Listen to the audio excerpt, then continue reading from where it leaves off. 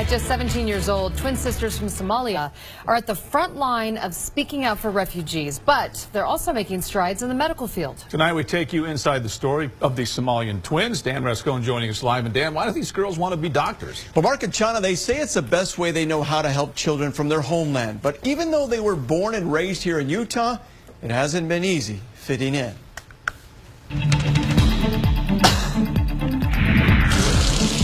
From the looks of it, we're inside a hospital. But this is actually a classroom filled with high school students enrolled in an elite surgical course at the Jordan Academy for Technology and Careers, or JTech, in West Jordan.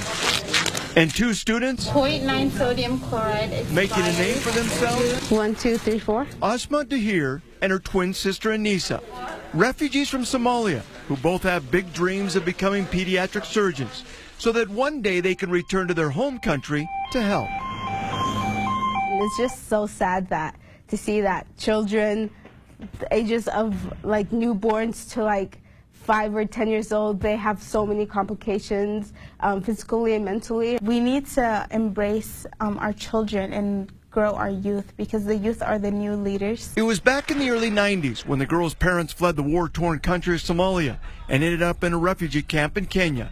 Their mother came to America first by herself after getting pregnant with the girls. She worked several jobs to try and keep food on the table. Made my siblings and I say, oh, we need to get an education so we could escape poverty. That is why they are taking their education so seriously and wanting to be doctors. And it motivated me to make a change in the world, to go back to Somalia or go back to other refugee camps and help them. But these sisters are not just wanting to make a difference here in the medical field. No, they're also wanting to make a difference out here on the streets, letting their voices be heard in the refugee community. We need to stand together!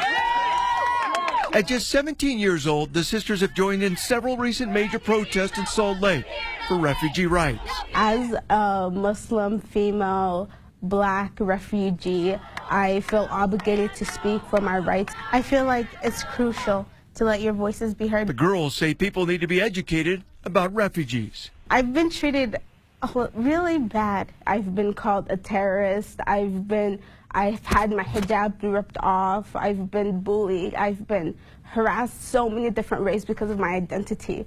It takes a mental and physical toll on me. And it's sad because Utah is my home. I was born and raised here. I didn't know anything else besides Utah.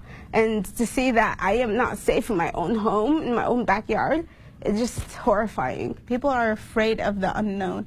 And I feel like if we speak up and share our voices, people will not have the ignorance that they have today. And the best way they know how to fight the battle is through education, so that one day other refugees can look to them for leadership. And we could create a solid foundation where we could educate and we could share our narratives and our stories. And I feel like that's crucial in this time. The sisters are not alone in their dreams of a better education. All their siblings are also wanting to go into the medical field.